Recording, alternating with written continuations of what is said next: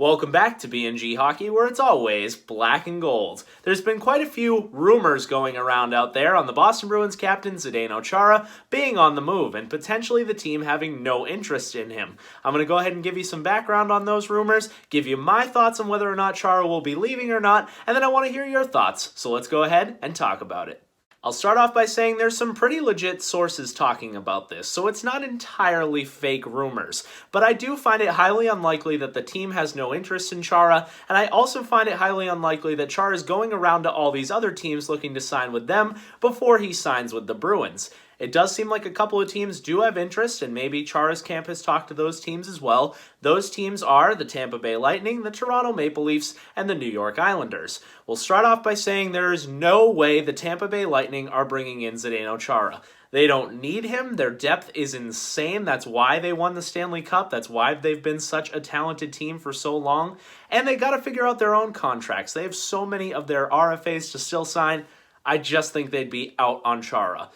The New York Islanders, he did play for them a long time ago, so it's tough to say he really feels like he knows the Islanders system. They're in a new building now. None of the players he played with would be there, but I could see him maybe having a little bit of interest there. But again, highly unlikely, even though they do play a good style for Zdeno Chara. They're more of a shutdown, defensive-minded team with Barry Trotz being their coach, so I could see him being a nice fit there. He doesn't have to fly around, and it's not as much offense-based. It's more kind of sit back and lock it down. So he could be a good fit there, but again, highly unlikely. I do think he would be a great fit for the Toronto Maple Leafs. Believe it or not, it pains me to say that, but they've brought in a couple of good leaders. They really have so much talent and never do anything in the playoffs, so they need guys who know how to win. They've brought in some good leaders, some good veterans, but I don't know if you want to have a team with Jason Spezza, Joe Thornton, Zdeno Chara. There was a time where that would be an incredible team, but now they're all really old. Your team would be a lot slower, and I don't know if there's so much as too much leadership in a room, but that would be quite a strong locker room if they're able to bring in Chara. I do think he could maybe help that back end learn how to actually play defense, but again, highly unlikely.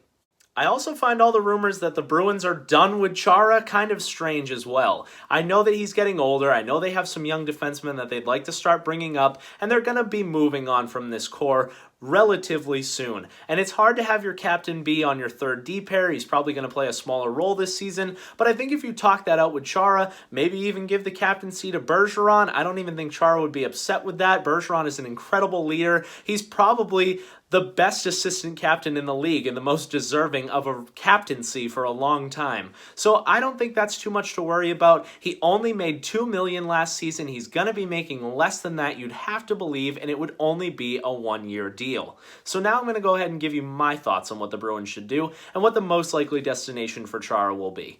First off, I think the two sides are just going to wait and see what next season is going to look like. And we'll be getting that information hopefully pretty soon. They want to know what the divisions will be like, what the schedule will be like, and when it's going to start up. I think that's going to play a pretty big role. I think if it is a shortened season, less than 82 games, which is pretty much definite at this point, you should absolutely look to bring Chara back. He's had all this time off now. He usually comes in really fit and doesn't have too many injury problems. If he is injured, he usually plays through them.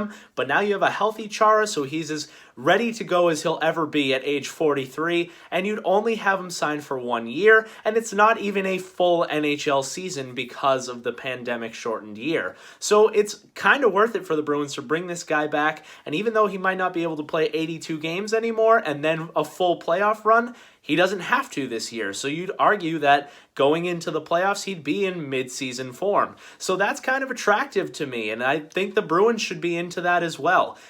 All in all, I would say that Chara is a Bruin, and he's going to remain a Bruin. He could leave his family here. He loves Boston. He could sign a one-year deal somewhere else and then come right back here and be a part of the team again, maybe in a management role. I think the Bruins would prefer to put him in that role now, but does it really matter? It's going to be a weird season again. Just bring him back for one more kick at the can at a cheap cap hit. The Bruins have the space to do so, and they could still fit in Jake DeBrusk. all in all, kind of a weird situation seeing these rumors out there, and I really think a lot of them are just made up and media looking to talk about something in a slow Bruins offseason. So now I want to know your thoughts. Make sure you leave it down below in the comments. If you enjoyed this video, make sure to give it a big like, and if you haven't already, subscribe.